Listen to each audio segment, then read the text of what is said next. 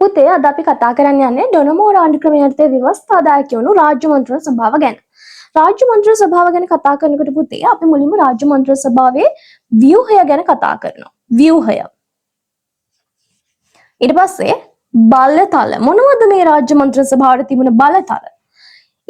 ඊට පස්සේ මේ බලතල වලට තිබ්බ සීමා ගැන අපි සාකච්ඡා කළා. අවසානයේ නිගමනයකට එනවා. ඔන්නෝක තමයි පුතේ මේකට පිළිතුර පෙළගස්වන ක්‍රමය. අපි කතා කරමුකෝ මේ එකින් එක. ව්‍යුහය. රාජ්‍ය මන්ත්‍රණ සභාව තමයි පුතේ ඩොනමෝ ආණ්ඩු ක්‍රමයේ අර්ථයේ ව්‍යවස්ථාදායකය හඳුන්වපු නාමය. ව්‍යවස්ථාදායකය හඳුන්වපු නාමය මොකද්ද? රාජ්‍ය මන්ත්‍රණ සභාව. මේ රාජ්‍ය මන්ත්‍රණ සභාව ස්වරූපය මොකක්ද? ඒකමාණ්ඩලික ව්‍යවස්ථාදායකයක්. මණ්ඩල දෙකක් ඔයාලට පේනවද මේක? මණ්ඩල දෙකක් නෑ. එක මණ්ඩලයයි තියෙන්නේ. මේක ඒකමාණ්ඩලික ව්‍යවස්ථාදායකයක්. ව්‍යවස්ථාදායකයේ සංයුතිය කීයද පුතේ? ව්‍යවස්ථාදායකයේ සංයුතිය 61යි. මේ 61 කොහොමද පත් උනේ? මේ 61 50 දෙනෙක් සර්වජන ඡන්දයෙන් ප්‍රාදේශීය නියෝජනයෙන් පත් වුණා. ඇයි? වාර්ගික නියෝජනය අවලංගු කරලා තිබුණේ. 50 දෙනෙක් සර්වජන ඡන්දයෙන් ප්‍රාදේශීය නියෝජනය හරහා පත් වුණා. 3 දෙනෙක් හිටියා රාජ්‍ය නිලධාරීන්. බ්‍රිතාන්‍ය රැජින පත් කරපු. කවුද මේ රාජ්‍ය නිලධාරීන් 3 දෙනා? රාජ්‍ය ලේකම්, මුදල් ලේකම්, නීති ලේකම්. තව 8 දෙනෙක් හිටියා ආණ්ඩුකාරවරයා පත් කරපු සුළු ජාතීන්ට. සුළු ජාතීන් වෙනුවෙන් නාමකරණයෙන් පත් කරපු 8 දෙනෙක් හිටියා. ඔන්න ඔහම තමයි පුතේ සංයුතිය 61 උනේ. මේ ව්‍යවස්ථාදායකයේ නිල කාලය කීයද පුතේ? නිල කාලය වසර 5යි. නිල කාලය වසර 5යි. නිල කාලය වසර 5යි. මූලාසනය ගන්නේ කවුද පුතේ? කතානායක. මූලාසනය ගන්නේ කතානායකවරයා. කතානායක නැත්තම් නියෝජ්‍ය කතානායක මූලාසනය ගන්නවා. අවසාන අනුමැතිය කවුද දෙන්නේ? සාමාන්‍යයෙන් 50 කෙටුම්පත් සම්මත කරන්නේ කවුද? රාජ්‍ය මන්ත්‍රණ සභාව තුළ ඉන්නේ ව්‍යවස්ථාදායකයන්නේ. ඒ ව්‍යවස්ථාදායකේ සම්මත වෙන්න නම් අවසාන අනුමැතියක් දෙන්න ඕනේ පුතේ. මේ අවසාන අනුමැතිය දෙන්නේ කවුද මේකේ? හරියට හරි. ආණ්ඩුකාරවරයා. විසිරුවා හැරීම කවුද කරන්නේ? රාජ්‍ය මන්ත්‍රණ සභාව විසිරුවා හැරීම කවුද කරන්නේ? ඒක කරන්නේ ආණ්ඩුකාරවරයා. රාජ්‍ය මන්ත්‍රණ සභාවේ ඝන පූර්ණය කීයද පුතේ? ඝන පූර්ණය කියන්නේ පුතේ රාජ්‍ය මන්ත්‍රණ සභාව කැඳවලා වැඩ කරගෙන යන සභාගර්භය තුල ඉන්න ඕන අවම മന്ത്രിවරු නැත්නම් සමාජිකයෝ ගන්න. සමාජිකයෝ 20යි. මෙන්න මේක තමයි පුතේ ව්‍යුහය. මොකද්ද ව්‍යුහය? ඩොනමෝ ආණ්ඩු ක්‍රමයේ ව්‍යවස්ථාදායකය තමයි රාජ්‍ය මන්ත්‍රණ සභාව. ඔක තමයි නම. මේක ඒකමාණ්ඩලික ව්‍යවස්ථාදායකයක්. එක මණ්ඩලයයි තියෙන්නේ. සංයුතිය කීයද? සංයුතිය සමාජිකයෝ 61යි. මේ 61 කොහොමද පත් වෙන්නේ? සර්වජන ඡන්දයෙන් ප්‍රාදේශීය නියෝජනයෙන් 50ක් පත් කර ගන්නවා. රාජ්‍ය නිලධාරීන් 3 දෙනෙක් ඉන්නවා. රාජ්‍ය ලේකම්, මුදල් ලේකම්, නීති ලේකම්. මෙයාලා විධානයේ රැජින පත් කරලා යොපු අය. ඊට අමතරව සුළු ජාතීන් වෙනුවෙන් නාමකරණයෙන් 8 දෙනෙක් පත් කළා. මේකේ නිල කාලය කීයද? නිල කාලය වසර 5යි. මූලාසනය ගන්නේ කතානායක නැත්නම් නියෝජ්‍ය කතානායක. 50 කෙටුම්පත් වලට අවසාන අනුමැතිය දෙන්නේ කවුද? ආණ්ඩුකාරවරයා. කතානායකවරයා නෙමෙයි ආණ්ඩුකාරවරයා. ඒක මතක තියාගන්න හොඳට. විසිරුවා හැරීම කරන්නේ කවුද? ඒත් ආණ්ඩුකාරවරයා. ඝන පූර්ණය කීයද? ඝන පූර්ණය 20යි. ඔක තමයි පුතේ මේකේ ව්‍යුහය. ඊට පස්සේ අපි කතා කරනවා මේ සම්බන්ධව තියෙන බලතල මොනවද කියලා. මේ මිරක් ගහගෙන කතා කරමුකෝ. මොනවද තියෙන බලතල? රාජ්‍ය මන්ත්‍රණ සභාවට පුතේ ව්‍යවස්ථාදායක බලයක් තිබුණා. විධායක බලයක් තිබුණා. විධායක කාර්යයන් ගැන විධායක බලයකුත් තිබුණා. අපි මුලින්ම කතා කරමුකෝ ව්‍යවස්ථාදායක බලතල ගැන. රාජ්‍ය මන්ත්‍රණ සභාවට පුළුවන් 50 කෙටුම්පත් පළවෙනි වර, දෙවෙනි වර, තුන්වෙනි වර සාකච්ඡා කළ පාර්ලිමේන්තුව තුළ මේ රාජ්‍ය මන්ත්‍රණ සභාව තුළ බහුතරයෙන් සම්මත කරන්න. ඒ අනුව 50 කෙටුම්පතක් 3 පාරක් කියවලා බහුතර ඡන්දයෙන් සම්මත කිරීමේ හැකියාව රාජ්‍ය මන්ත්‍රණ සභාවට තිබුණා. හැබැයි පුතේ සාමාන්‍ය ව්‍යවස්ථාදායකයට හම්බ වෙන බලතල. ඒ අනුව අයවැය සම්මත කිරීම වගේ සාමාන්‍ය ව්‍යවස්ථාදායකයට හම්බ වෙන බලතල රාජ්‍ය මන්ත්‍රණ සභාවට තිබුණා. හැබැයි මේ බලතල අවස්ථා ගණනාවක් යටතේ සීමා කරලා තිබ්බා. ව්‍යවස්ථාදායකයෙකුට හම්බ වෙන ව්‍යවස්ථාදායක බලතල රාජ්‍ය මන්ත්‍රී සභාවෙන් සීමා කරලා තිබ්බා. ඒ සීමා කරපු අවස්ථා අපි කීපයක් කතා කරනවා. පළවෙනි එක ආණ්ඩුකාරවරයා හරහා සීමා කරපු අවස්ථා. මොනවද පුතේ මේ ආණ්ඩුකාරවරයා මේ කොටිම කියන ආණ්ඩුකාරවරයා රාජ්‍ය මන්ත්‍රී සභාවට ඇඟිලි ගැහුවේ කොහොමද? දැන් ඔයාලට මේ ව්‍යුහය ගැන බැලුවමත් ඒක පැහැදිලි වෙනවා. රාජ්‍ය මන්ත්‍රී සභාව කැඳවීම, කල් තැබීම, විසිරුවා හැරීම කරන්නේ කවුද? ආණ්ඩුකාරවරයා. සුළු ජාතීන් වෙනුවෙන් නාමකරණයෙන් අටක්පත් කරෙත් කවුද? ආයෙත් ආණ්ඩුකාරවරයා. අනුමැතිය දුන්නේ කවුද? අවසාන අනුමැතිය දුන්නේ කවුද? ආණ්ඩුකාරවරයා. රටක ව්‍යවස්ථාදායකේ උත්තරීතර වෙන්න නම් ඒකේ සමාජිකයෙක්ගේ මූලාසනය ගන්න කෙනා තමයි අවසාන අනුමැතිය දෙන්න ඕන. හැබැයි මේකේ අනුමැතිය දෙන්නේ කවුද? ආණ්ඩුකාරවරයා. ආණ්ඩුකාරවරයාට පුතේ දේවල් කීපයක් කරන්න පුළුවන්. එයාට පුළුවන් ඕන අනුමැතිය දෙන්න පුළුවන්. අනුමැතිය නොදී ඉන්න පුළුවන්. අනුමැතිය දීම මාස 6කට කල් දාන්න පුළුවන්. රාජ්‍ය මන්ත්‍රී සභාවට කියන්න පුළුවන් 3න් 2කින් සම්මත කරලා එවන්න. එහෙම නැත්නම් නැවත සලකලා බලන්න කියලා ආපහු හරවලා යවන්න පුළුවන්. එහෙම නැත්නම් රජුණගේ අනුමැතිය සඳහා බ්‍රිතාන්‍යයට යවන්නත් මෙයාට හැකියාව තියෙනවා. ඒ අනුව පුතේ ආණ්ඩුකාරවරයා මේ කරපු ඇඟිලි ගැසීම් හමුවේ රාජ්‍ය මන්ත්‍රී සභාවේ ව්‍යවස්ථාදායක බලයේ ස්වාධීනතාවය බිඳ වැටුණා. ආණ්ඩුකාරවරයා විතරක් නෙවෙයි තව දේවල් තියෙනවා. අනිත් අවස්ථාව තමයි පුතේ වර්ග 7කට අයිති නීති රාජ්‍ය මන්ත්‍රී සභාවට සකස් කරන එක සීමා වෙලා තිබ්බා. විදේශ කටයුතු, බාහිර වෙළඳාම, රාජ්‍ය සේවය, අධිකරණය, මූල්‍ය කටයුතු, මහජන ආරක්ෂාව, යම් ජන වර්ගයට විශේෂ වාසනාවක් වගේ වර්ග 7ක් සම්බන්ධව නීති හදන්න බෑ කියලා තහනම් කරලා තිබුණා. දැන් රටක ව්‍යවස්ථාදායකේ උත්තරීතර වෙන්න නම් මේ විදිහේ සීමා තියෙන්න බෑ. ඒ රටේ ව්‍යවස්ථාදායකයට ඒ රටට අදාළව නීති හදන්න පුළුවන් වෙන්න ඕන. විදේශ කටයුතු, බාහිර වෙළඳාම, ආරක්ෂාව මේවා රටක ප්‍රධානම කේන්ද්‍රීය දේවල්. හැබැයි රාජ්‍ය මන්ත්‍රී සභාවට ඒව සම්බන්ධව නීති හදන්න අවස්ථාවක් දීලා තිබුණේ නැහැ. ඊට අමතරව තවදුරටත් පුතේ අපි යටත් විජිතයක් නේ. ඉතින් යටත් විජිතයක් ගැන රජුණගේ ආණ්ඩුවට බ්‍රිතාන්‍යයට රජුණගේ ආණ්ඩුවට ලංකාවට බලපාන විදිහට නීති හදන්න පුළුවන්.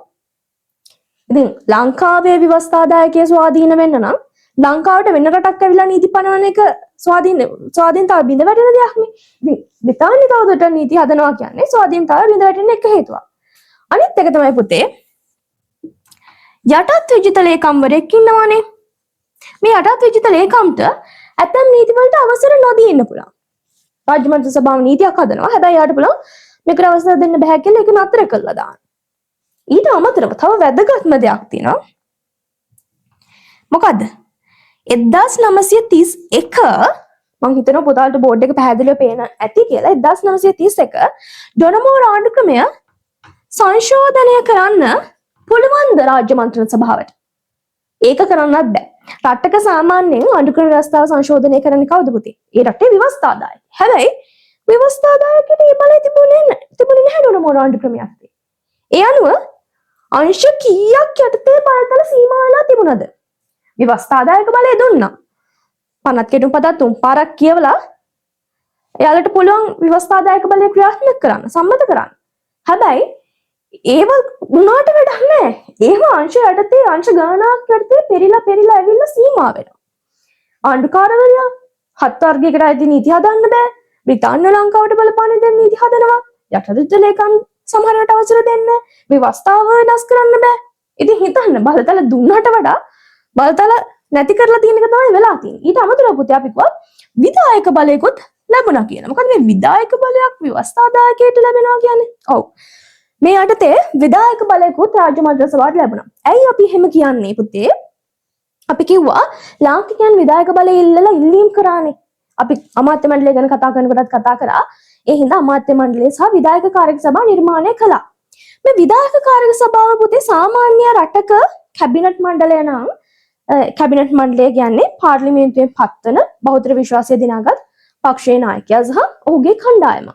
හැබැයි කියන්නේ මුළු සමස්ත ව්‍යවස්ථාදායකයම කැබිනට් මණ්ඩලයේ ඉන්නවද? එහෙම ඉන්නේ නැහැ. හැබැයි ඊට වඩා හාත්පසින්ම වෙනස් තත්ත්වයක් ඩොනමෝර් ආණ්ඩු ක්‍රමය යටතේ සිද්ධ වුණා. මේ රාජ්‍ය නිලධාරීන් 3 දෙනයි කතානායකයි ඇරෙන්න ඉතුරු අනිත් ඔක්කොම සමාජිකයෝ ටික විධායක කාරක සභාවලට බෙදුවා. විධායක කාරක සභා 7ක් තියෙනවා. ඒ කියන්නේ පුතේ පෞද්ගලික മന്ത്രിවරු සුළු ජාතීන් මේ හැමෝම මේ විධායක කාරක සභාවලට අයිති වුණා. එතකොට පුතේ ව්‍යවස්ථාදායක බලයට අමතරව මේ മന്ത്രിවරුන්ට මේ නියෝජිතයන්ට විධායක බලයකුත් හම්බුණා. එහෙනම් අපි කියනවා රාජ්‍ය මණ්ඩල සභාව සමහර වෙලාවට ව්‍යවස්ථාදායකයක් විදිහට රැස් වෙනවා. සමහර වෙලාවට විධායකයක් විදිහට රැස් වෙනවා. සාමාන්‍ය කැබිනට් ක්‍රමයක මේක ක්‍රියාත්මක වෙන්නේ නැති දෙයක්. ඔක්කොම පාර්ලිමේන්තුවේ නැත්තම් ව්‍යවස්ථාදායකයින් මන්ත්‍රීවරුන්ට විධායක බලය හම්බෙන්නේ නැහැ නේ පුතේ. හැබැයි රාජ්‍ය මන්ත්‍රී සභාවේ මේ රාජ්‍ය නිලධාරීන් 3 දෙනා කතානායකයන් ඇරෙන්න අනිත් අය විධායක කාර්ය සභා 7කට බෙදුවා. ඒ අනුව විධායක බලයකුත් ලැබුණා. අන්තය තමයි පුතේ අපි කතා කරනවා නීතිය සම්බන්ධ බලතල. අධිකරණ බලතල ලැබුණේ නැහැ. මොකද නීති ලේකම් කෙනෙක් හිටියා. එයාට තමයි මේ බලතල තිබුණේ. ඒ අනුව අධිකරණ බලතල රාජ්‍ය මන්ත්‍රී සභාවට තිබුණේ නැහැ. දැන් අපි බලතල කතා කළා, බලතල සම්බන්ධ සීමා කතා කළා. ඊට පස්සේ අපි පුතේ කතා කරනවා නිගමනය ගැන. නිගමනයේදී දැන් මම කියන්න දෙයක් නැහැ. ඔයාලට පැහැදිලි නිගමනය. සාමාන්‍යයෙන් රටක ව්‍යවස්ථාදායකය උත්තරීතර වෙන්න නම් ඊට දීලා තියෙන බලතල කිසිම අංශයකින් සීමා වෙන්න බෑ. හැබැයි රාජ්‍ය මණ්ඩල සභාව පුතේ දීලා තියෙනවා බලතල. දීලා තියෙනවට වඩා සීමා කරලා තියෙනවා. එහෙනම් අපි කියනවා සාමාන්‍යයෙන් ස්වාධීන වෙන ව්‍යවස්ථාදායකයක් වගේ නෙමෙයි රාජ්‍ය මන්ත්‍රී සභාවේ ව්‍යවස්ථාදායක බලය සැලකිය යුතු අන්දමකින් සීමා වෙලා තිබ්බා. එහෙනම් අපි කියනවා මේක උත්තරීතර ආයතනයක්. උත්තරීතර ව්‍යවස්ථාදායකයක් නොවන වග කියලා අපි නිගමනයේදී අවසන් කරනවා. සරලයි පහසුයි. අපි ටක් ගාලා නැවත මතක් කරගෙන යමු. අපි කතා කරන්නේ ඩොනමෝ රාජ්‍ය ක්‍රමයේ යටතේ රාජ්‍ය මන්ත්‍රී සභාව. රාජ්‍ය මන්ත්‍රී සභාවේ අපි කතා කරන්නේ මොකක්ද මුලින්ම? ව්‍යුහය. ඊට පස්සේ බලතල, සීමා සහ නිගමනය. ව්‍යුහය මොකද්ද පුතේ? මේක ඒකමාණ්ඩලික ව්‍යවස්ථාදායකයක්. එක මණ්ඩලයයි. සංයුතිය කීයද? සංයුතිය සමාජිකයෝ 61යි. මේ 61 පුතේ 50 දෙනෙක් සර්වජන ඡන්ද බලයෙන් ප්‍රාදේශීය නියෝජනය හරහා පත් කරගන්නවා. 3 දෙනෙක් ඉන්නවා රාජ්‍ය නිලධාරීන්. ඒ කියන්නේ රාජ්‍ය ලේකම්, මුදල් ලේකම්, නීති ලේකම්, යාලා රැජිනගේ නියෝජිතයෝ. ඊට අමතරව පුතේ සුළු ජාතීන් වෙනුවෙන් නාමකරණයෙන් 8 දෙනෙක් පත් කරනවා. මොකද වාර්ගික නියෝජනය අහෝසි කළානේ. ඒ නිසා යාලටත් යම්කිසි සාධාරණත්වයක් ඉෂ්ට කරන් තමයි මේ විදිහට නාමකරණයෙන් 8 දෙනෙක් පත් කළේ. නිල කාලය කීයද රාජ්‍ය මන්ත්‍රී සභාවේ? නිල කාලය වසර 5යි. මූලාසනය කවුද ගන්නෙ? කතානායක නැත්නම් නියෝජ්‍ය කතානායක. අවසාන අනුමැතිය රාජ්‍ය මන්ත්‍රී සභාව සකස් කරන පනත් කෙටුම්පත් වලට අවසාන අනුමැතියක් දෙන්නේ කවුද? ආණ්ඩුකාරවරයා. විසුරුවා හැරීම කරන්නේ ඒත් ආණ්ඩුකාරවරයා. ඝන පූර්ණය කීයද පුතේ? 20යි. ඊට පස්සේ අපි කතා කරා බලතල ගැන. මොනවද තියෙන බලතල? ව්‍යවස්ථාදායක බලතල, විධායක බලතල දෙකම තියෙනවා රාජ්‍ය මන්ත්‍රී සභාවට. සාමාන්‍යයෙන් පනත් කෙටුම්පතක් 3 පාරක් කියවලා පාර්ලිමේන්තුව තුළ බහුතරයෙන් සම්මත කිරීමේ හැකියාව රාජ්‍ය මන්ත්‍රී සභාවට තිබුණා. හැබැයි ඒ බලතල, ඒ කියන්නේ සරලව කියනවා නම් අයවැය සම්මත කරන්නේ. මේ වගේ බලතල රාජ්‍ය මන්ත්‍රී සභාවට තිබුණා. හැබැයි මේ බලතල දුන්නට වඩා පුතේ සීමා කරලා තියෙනවා. මොනවද මේ සීමා කරපු අවස්ථා? එකක් තමයි මේ ආණ්ඩුකාරවරයා. අපි ව්‍යුහය දිහා බලුවම පේනවා. කැඳවීම කරන්නේ කවුද? ආණ්ඩුකාරවරයා. කල් තැබීම, විසුරුවා හැරීම ආණ්ඩුකාරවරයා. නාමකරණයෙන් 8 දෙනෙක් පත් කරන එක ඒත් ආණ්ඩුකාරවරයා. අනුමැතිය ඒත් ආණ්ඩුකාරවරයාම තමයි. අනුමැතිය දෙන්න පුළුවන්, නොදීන්න පුළුවන්. අනුමැතිය දීම මාස 6කට කල් දාන්න පුළුවන්. 3න් 2කින් සම්මත කරලා යවන්න කියන්න පුළුවන්. ආපහු සලකලා බලන්න කියලා හරවලා යවන්න පුළුවන්.